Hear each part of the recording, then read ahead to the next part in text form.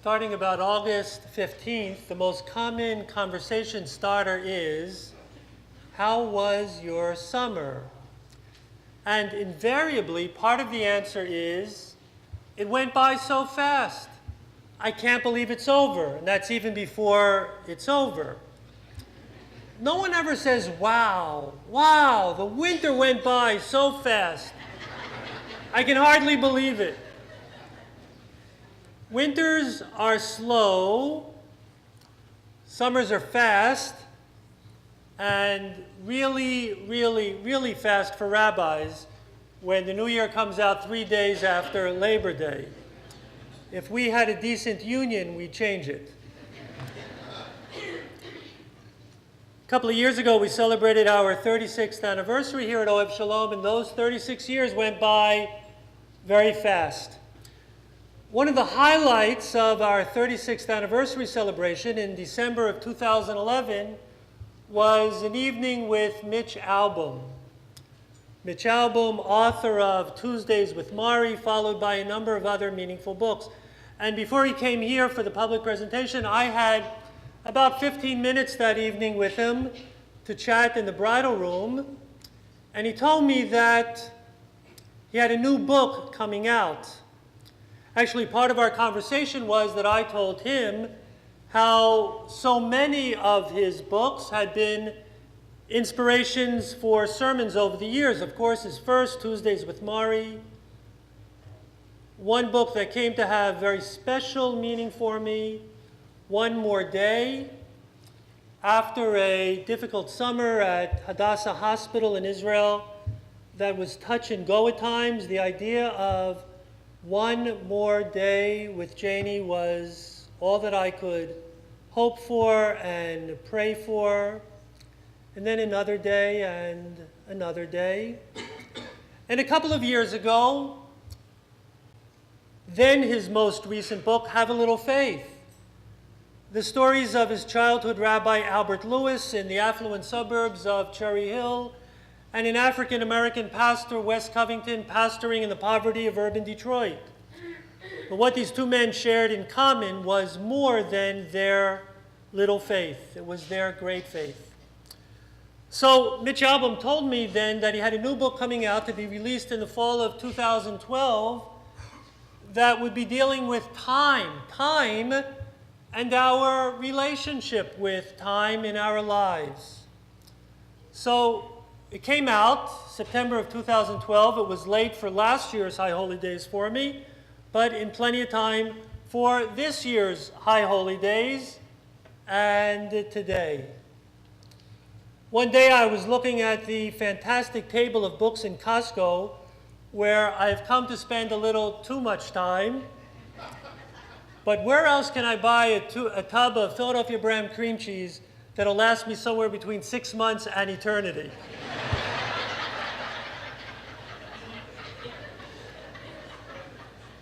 And I've come to notice that some of you spend a little time in Costco as well.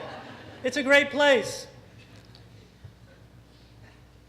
Well, looking at the table that day, there I saw Mitch Albom's newest book, The Timekeeper. The Timekeeper is a story, it's a fable about time. And after reading the book, I then read 6 reviews that appeared in places like the Washington Post, the Huffington Post. Of the 6 reviews, 4 called it an excellent read with an outstanding message. The other 2 called it a waste of time. I'll go with the front 4. So let me just tell you a little bit about this book. The Timekeeper involves a high school student by the name of Sarah Lemon, a very bright young woman, somewhat awkward and lacking in self-esteem, who becomes enamored with a very popular young man who she sees as far out of her league.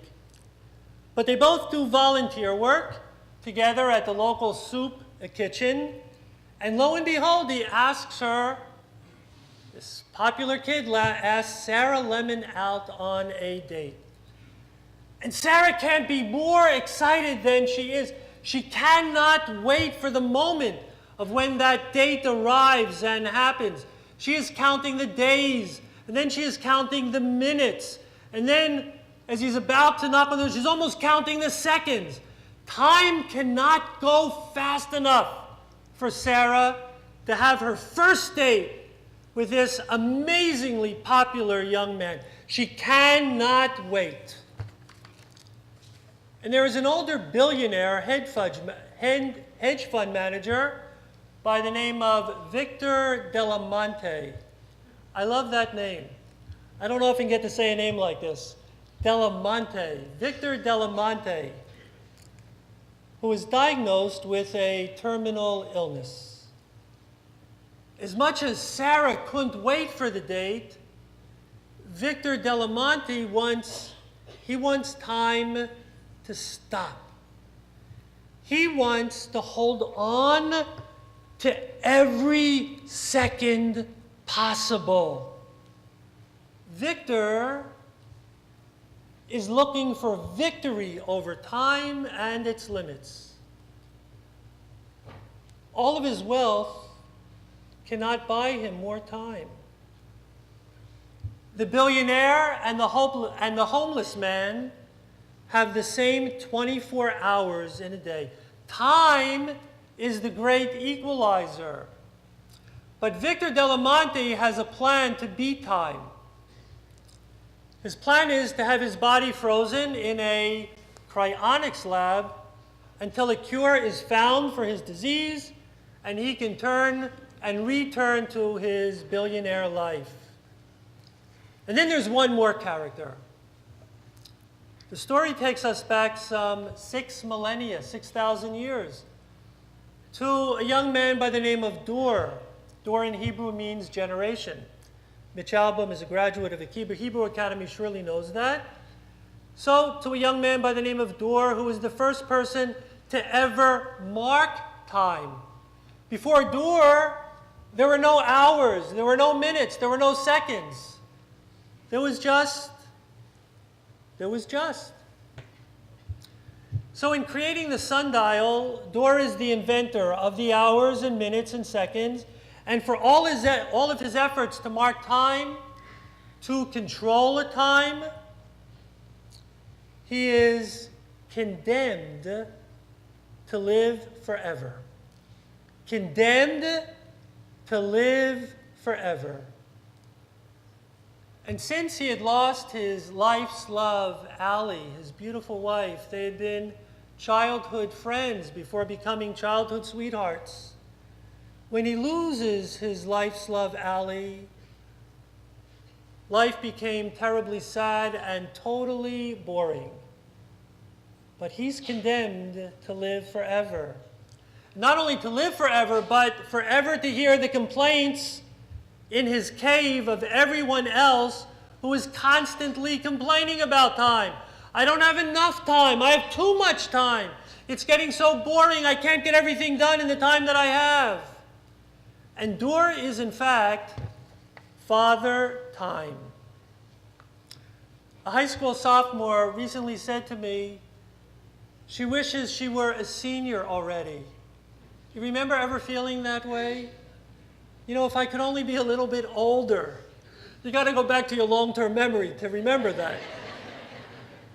You know, if I could only be, wow, if I could be like him, he's 15, I'm 13, you know? Wow, he's so cool. So this high school sophomore wants to be a high school senior. And then she would be preparing to go off to college and really begin living life. And that became juxtaposed to what a contemporary of mine said to me recently. He told me he wished time could just start slowing down. He said to me, the last 30 years passed like a blink of the eye. There's not enough time left for the years to keep speeding by. And he said, we need to find a way to slow time down. Well, the reality is, we can't control time. We cannot make time stop, and we cannot speed it up. when we end the service today at 2 o'clock, and I start thinking of 7:30 or about that when we blow the shofar, I can have my first drink again.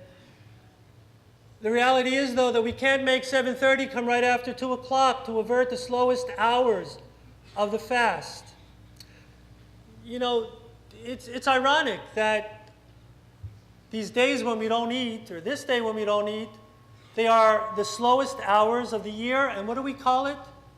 We call it, who called it a fast? It's not fast. It's slow. It's very slow. You should call it a slow. You should have an easy slow. I think that's what I'm going to start saying from now on. You should have an easy slow. Or your slow should become a little faster. Something. But it's not a fast.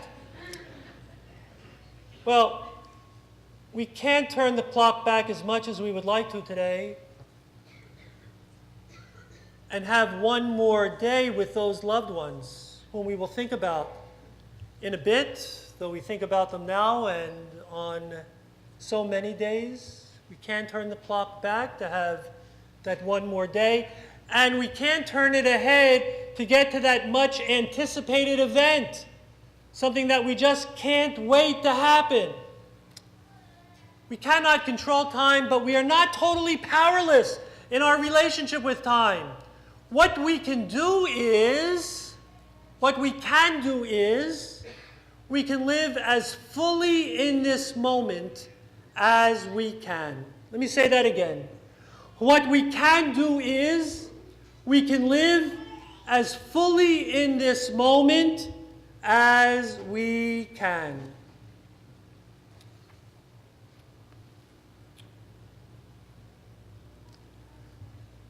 Am I the only one in this gathering who has the following thought?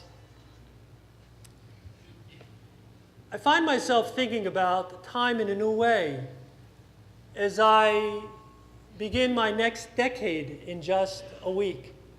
That's a week from this Saturday. It's September 21st. So here's what I find myself doing.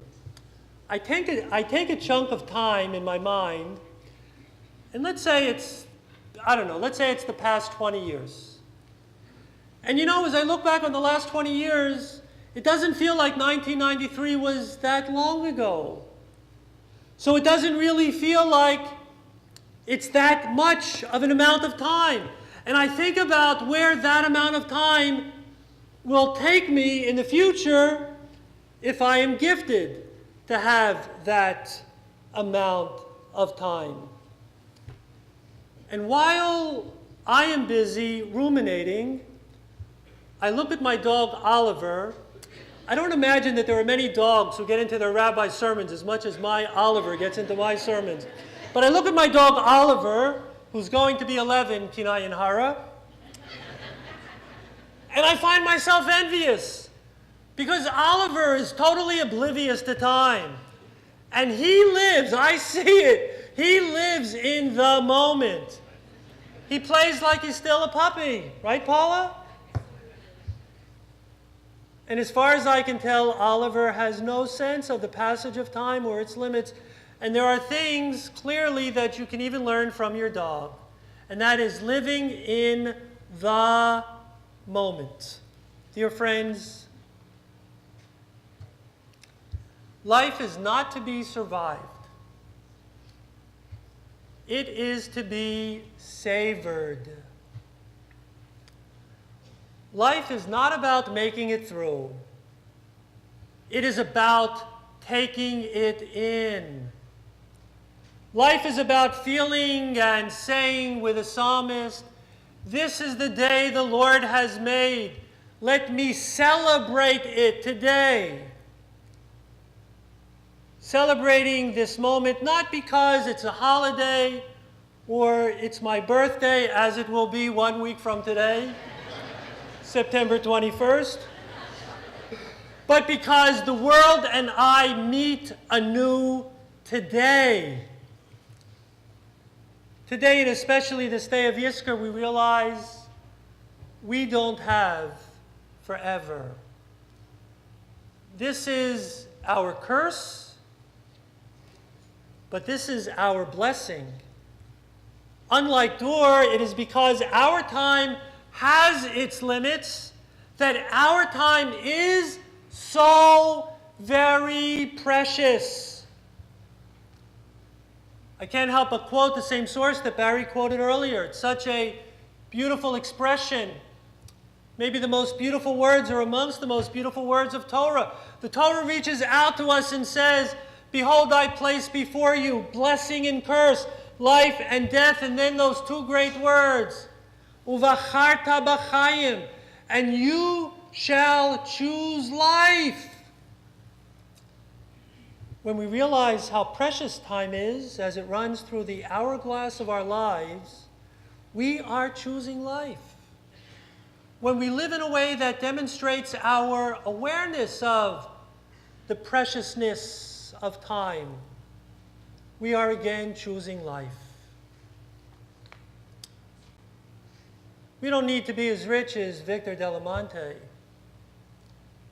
We will live most richly during the new year, recognizing the preciousness of time each and every day. This is the day the Lord has made. I will celebrate and rejoice on it. I will laugh today. I will accomplish something meaningful today. I will let someone know how much I love them today. I will explore something new. Learn something new today. I will celebrate how crazy busy I am today, or I will rejoice in the leisure I have today. And at the end of the day, as I spoke about on Friday, I will be grateful because I lived this day in the awareness of the preciousness of time.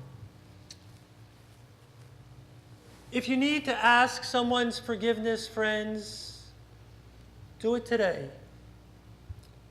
And if you need to open your heart to forgive someone, whether they come to you or not asking for forgiveness, if you need for them and for yourself to lighten your burden, renew the relationship, and forgive them, let your heart be open to forgiveness today and act on it in the days to come. You know, did you ever hear, you'll never hear a conversation between two 5-year-olds when one of the 5-year-olds says to the other, "You know, time goes by so quickly." And the other one says, "You know, you're right. It's over in the blink of an eye." 5-year-olds don't talk that way. But the farther and farther away we are from being 5 years old, I don't know what the age is when we start talking like that, but by 45, 55, 65, keep going, keep going, keep going, the more we might say, "You know, it's over in a blink of the eye. Time goes by so fast," because we feel it. Don't we really come for some reason to feel it? And as the years go on, the years more and more fly by. Do you ever wonder why that is? You feel it, but why is it? And then the question is there an antidote to it? The 5-year-olds don't feel it. We do. Is there an antidote? So I want to tell you about this great piece that I read this past year by Richard Friedman, who is professor of clinical psychiatry at the Weill Cornell Medical School. And he writes a piece called "Fast Time and the Aging Mind." And here's how he explains the whole phenomenon. He says, in our younger years, there were so many new and important events happening every year, happening multi-times during the course of a year, that made time actually feel slower. Listen, go back with me. Can you recall something that happened when you were in 10th grade? I bet you can. I see somebody in 11th grade nodding their head. That's good, that's good. Your short-term memory is still working. That's very good. Keep with it. Then in 11th grade, you know, if you didn't take the PSATs in 10th grade, you took it in 11th grade. And then the SATs, something we'd like to forget, but still remember it, right? Maybe we took our SATs again in 12th grade. 12th grade, we applied to college. The next year, we started college. Every year, there was something happening. Not only 5-year-olds, 18-year-olds never say to each other, ugh, it's the same old, right? You ever ask somebody how they're doing? They say, it's the same old, That's how you get old. It's the same old, But 18-year-olds never say that to each other because it's not the same old. There's always something new happening. Okay. Raise your hand if you can tell me what happened of great significance in 1996, 1985, 1974. You know what happened? Maybe something did that you can remember. God bless you. But you know what happens? One year starts fading into the next, doesn't it? Let's see, what happened in 1994? So, Professor Friedman says, number one, create new and important and meaningful events in your life this year that you will be sure to remember. 5774. When somebody mentions 5774 to you, you'll know exactly what happened in 5774.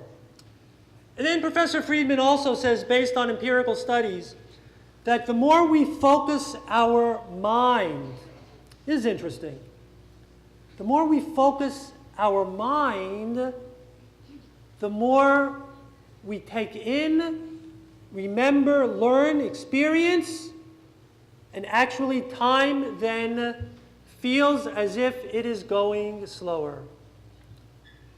And so, if we have reached the point in our lives when we would like to stop time to just rushing by, there are two parts to the remedy. Experience some things or some things new that will mark this year, and spend time exercising the mind to learn something new. Last week I mentioned that my niece and nephew, my niece Jennifer is coming home soon from a year in India. She'll never forget this year. And my sister and Sid were over last Shabbat afternoon for Janie's birthday on September 7th, 2 weeks before my birthday. Did I mention? Next week, September 21st. So my sister told us, we didn't know this, Jenny didn't write this in the email to us, so my sister tells me that Jenny is now going to be visiting Dar es Salaam. Do you know Dar es Salaam? Anybody here ever been to Dar es Salaam? Really? I can't see who it is back there. Who is it? I can't see. Ah, great. Okay, come on up. Tell us about Dar es Salaam.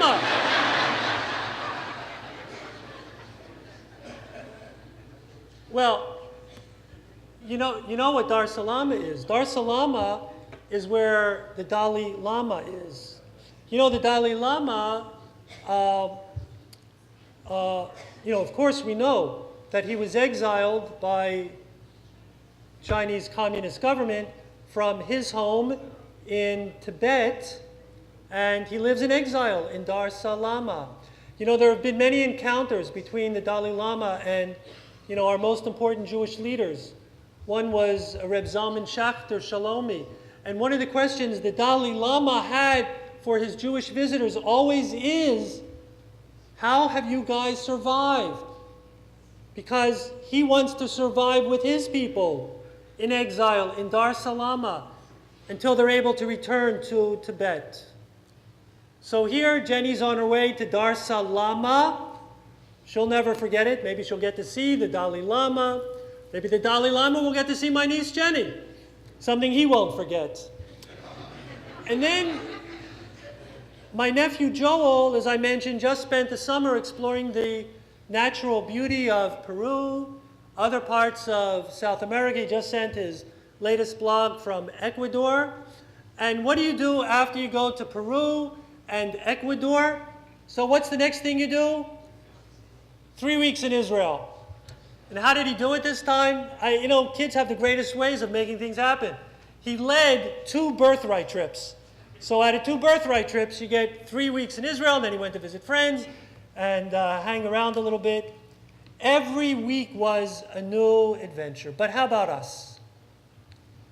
How about us, for those of us who are no longer in our 20s, and we have all kinds of responsibilities? So the question is, can we, without the luxury of that much time, and let's face it, without the endurance to climb Machu Picchu, can we create our own opportunities for discovery and novelty rather than just living the same old from year to year?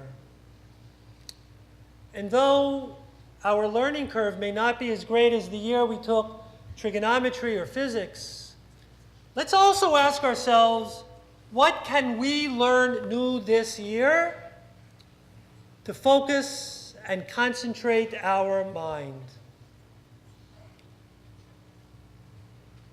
This year can be as beautiful as a dance in slow motion when we live in the preciousness of time.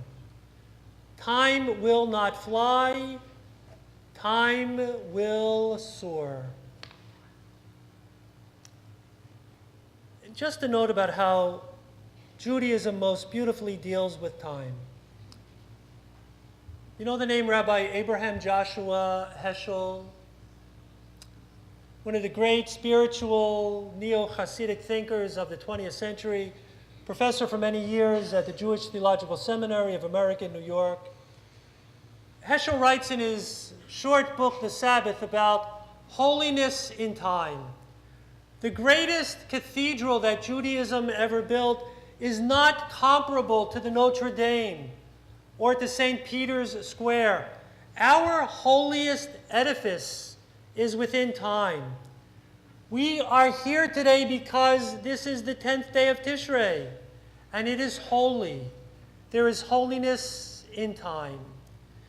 Each day of creation, God says it is good. When humanity is created on the 6th day, God says it is very good. But there is but one day that God makes holy. And that is the final day, and God sanctifies the 7th day, and God rested from the work of creation. And so after 6 days, when time really flies by, there can be no better response and remedy than the healing and holiness of Shabbat. Today, Shabbat can be the best hours of the week. And so, dear friends, we cannot control time, but we can live as fully possible in this moment, accepting time's limitations for us. We can live in the awareness of the preciousness of time. Living in the preciousness of time, we choose life by living with love, with an openness to change before it is too late, with reason to be grateful, and with meaning and purpose to our lives. There is a prayer that I especially love that specifically mentions time in Hebrew, Zeman. The prayer is Shehecheyanu. And so I invite us all to recite this prayer, expressing our gratitude for the preciousness of time and reaching this day. So if you'll join together with me, Baruch atah Adonai Eloheinu melech haolam, shehecheyanu v'kiyamanu v'higianu lazman hazeh. Amen Gemar Chatima Tova.